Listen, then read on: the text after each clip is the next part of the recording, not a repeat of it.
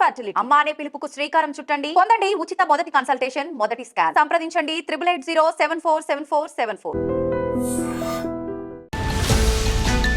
సంగారెడ్డి జిల్లా తెల్లాపూర్లో జరిగినటువంటి అత్యంత దారుణమైనటువంటి ఘటన. ఈ మధ్య కాలంలో అసలు ఏమైతుందో మనుషులకు నిజంగా అర్థం కావట్లేదు. ఎందుకంటే బావి వరుసలు చూడట్లేదు, అది తమ్ముడా అన్ననా చూడట్లేదు, ఈవెన్ తల్లిదండ్రులా చూడట్లేదు, ఏమి అంటే ఏమి కూడా చూడకుండానే వాళ్ళ మీదనే దాడి చేస్తున్నారు, వాళ్ళనే కొడుతున్నారు, తిడుతున్నారు. అట్లాంటిది ఎక్కడ కూడా కనీసం అంటే కనీసం ఆలోచించకుండా ఎవరైతే నవమాసాలు మోసి పెంచి ఇంత పెద్దగా చేసినటువంటి తల్లినే చంపేశారు అని అంటే దీన్ని బట్టి అర్థం చేసుకోవచ్చు ఎంత భయంకరమైన పరిస్థితుల్లో మనం ఉంటున్నాం, మన పరిసరాలు ఉంటున్నాయి అనేది కూడా ఇట్లాంటి ఇన్సిడెంట్స్ చూసినప్పుడు ఆర్ చదివినప్పుడు మనకైతే అర్థమవుతోంది. యాక్చువల్లీ కన్న తల్లిని ఒక కొడుకు చంపేసిన పరిస్థితి, అది ఆస్తికి సంబంధించిన విషయంలో దట్టు.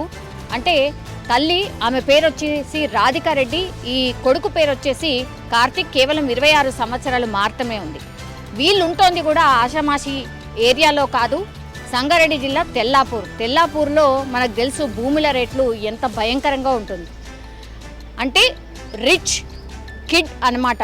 ఇప్పుడు ఈ కార్తిక్ రెడ్డి అనే వ్యక్తి రిచ్ కిడ్ మనం చూడొచ్చు.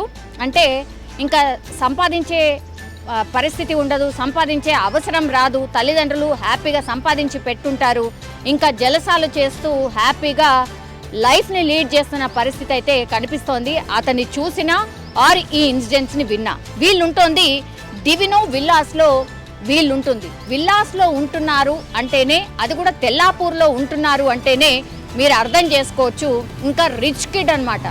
సో వాళ్ళ తల్లిదండ్రులు సంపాదించిన ఆస్తిపాస్తి ఉండుంటుంది, కానీ తల్లి కావచ్చు తండ్రి కావచ్చు వాళ్ళు ఇట్లా జులాయిగా జల్సాగా తిరిగితే నడవదు, నువ్వేదో ఒకటి చేయాల్సిందే, బిజినెస్ ఉంటే బిజినెస్, ఇంకేదో ఉంటే ఇంకేదో, ఏదో ఒకటి పని చేయాల్సిందే, ఇట్లా నడవదు అని డెఫినెట్లీ ఆయనకు చెప్పుంటారు, వారించి ఉంటారు. ఇది ఎంతకాలం నుంచి నడుస్తుందో ఏంటో తెలియదు, కానీ పూర్తిగా ఈ కార్తిక్ రెడ్డి అనే వ్యక్తి మాత్రం తాగుడికి బానిస అయిపోయిన పరిస్థితి. నేను ఇంతకుముందు చెప్పినట్టుగా జల్సాలు అవి ఇంకా కూడా నాకు తెలిసైతే ఏ గాంజానో లేకపోతే ఇట్లాంటివి కూడా డెఫినెట్లీ అలవాటు ఉండే ఉంటుంది. అండ్ పని పాట ఏం చెయ్యకుండా కేవలం తాగుడికి బానిస అయిపోయి వాళ్ళున్నటువంటి విలాస్ ఆర్ వాళ్ళున్నటువంటి సర్కిల్లో పూర్తిగా డబ్బులు ఖర్చు పెట్టడం అండ్ జులాయిగా తిరగడం, ఇది నచ్చక వాళ్ళ తల్లిదండ్రులు వారించే ప్రయత్నం చేశారట.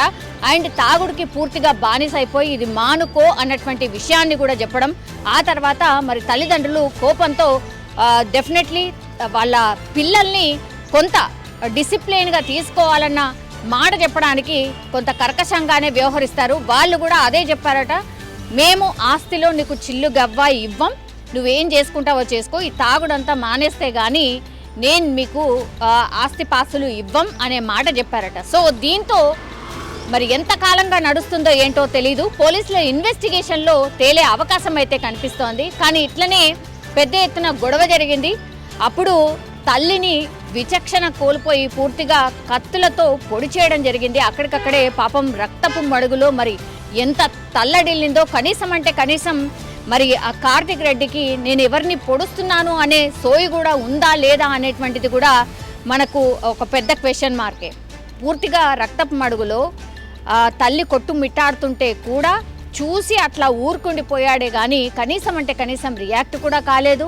ఆ తర్వాత ఆమెను దగ్గరలో ఉన్నటువంటి హాస్పిటల్కి కానీ ఇంకేదన్నా చేసే ప్రయత్నం కూడా చేయలేదు. గట్టిగా అరవడంతో చుట్టుపక్కల వాళ్ళు రావడం చూడడం, ఆ తర్వాత పోలీసులకు ఇన్ఫర్మేషన్ ఇవ్వడం. ఇన్ఫర్మేషన్ ఇస్తే పోలీసులు రంగంలోకి దిగి అసలు ఏం జరిగింది ఏంటి అని తెలుసుకున్నప్పుడు పూర్తిగా కార్తిక్ రెడ్డి అనే వ్యక్తి వాళ్ళ మమ్మీని రాధికారెడ్డిని విచక్షణ కోల్పోయి పూర్తిగా కత్తులతో దాడి చేసి ఎన్ని కత్తిపోట్లు పొడిచాడో చెప్పే వీలు లేకుండా అంత దారుణంగా హత్య చేసిన పరిస్థితి. ఒకటే ఒక రీజన్, అదే నువ్వు ఇట్లా జులాయిగా తిరగడం మానేసాయి, తాగుడు బంద్ చేసాయి, అయితేనే నీకు ఆస్తిలో ఎంతో కొంత ఇస్తాం, లేకపోతే ఇచ్చేది లేదు అనేటువంటి మాట చెప్పడంతోనే పూర్తిగా కోపంతో రగిలిపోయి కార్తిక్ రెడ్డి వాళ్ళ అమ్మనే చంపేసే ప్రయత్నం చేసిండు. అట్లనే అక్కడికక్కడే స్పాట్లోనే రాధికారెడ్డి అంటే కార్తిక్ పొడిచిన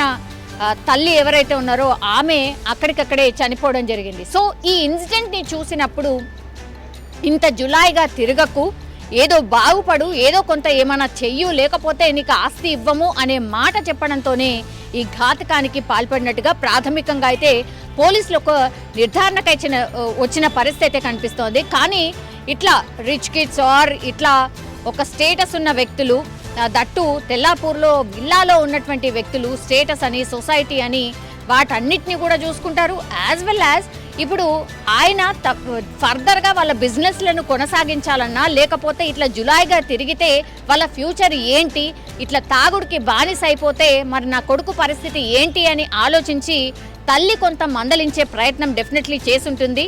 ఎందుకంటే కేవలం 26 సంవత్సరాలు మాత్రమే ఉన్నాయి కాబట్టి తెలిసి తెలియనటువంటి ఏజ్ దగ్గర నుంచి కూడా నాకు తెలిసి అంటే మనకు అర్థమవుతుంది ఏంటి అని అంటే డెఫినెట్లీ ఈ తాగుడికి బానిస అయిపోయి ఇంకా తల్లిదండ్రుల మాటను కూడా వినే పరిస్థితి లేకుండా పోయింది. అందుకే ఆ కనీస విచక్షణ కోల్పోయి తల్లినే పొడి చేశాడు అంటేనే ఈ ఇన్సిడెంట్ని అర్థం చేసుకోవచ్చు. క్లియర్ కట్గా కార్తిక్ రెడ్డి ఆ తల్లిని పొడి చేయడం జరిగింది. ఇప్పుడు పోలీసులు కేసు అయితే టేకప్ చేసి దర్యాప్తు అయితే చేస్తున్న పరిస్థితి అయితే కనిపిస్తోంది.